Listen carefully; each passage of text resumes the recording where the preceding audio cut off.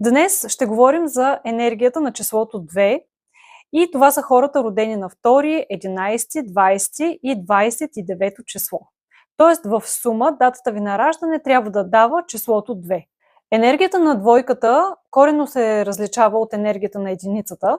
Докато единицата се повлиява от енергията на Слънцето, то двойката се влияе от енергията на Луната. Ако твоето число е 2, ти си човек на отношенията, емоциите и разбирателството.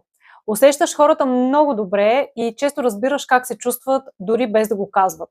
Знаеш как да създаваш доверие и спокойствие около себе си. Твоята сила е в това да свързваш хората и да изграждаш стабилни, дълбоки отношения. Ето какви са силните ти страни. Много добре усещаш емоциите на другите, умееш да слушаш и да подкрепяш. Хората разчитат на теб и ти се доверяват. Подходящ си за работа с хора, например психология, помощ, работа в екип. Ето какви са и слабите страни на двойката. Например, понякога се съмняваш твърде много в себе си или в вземането на дадено решение. Можеш да се влияеш прекалено от мнението на другите. Ето и стъпките, с които можеш да балансираш твоите положителни и отрицателни качества. Например, научи се да поставяш граници, работи върху самостоятелността си, развивай умения за общуване и разбиране на хората. Доверявай се, но и мисли трезво. Избягвай емоционални игри и манипулации.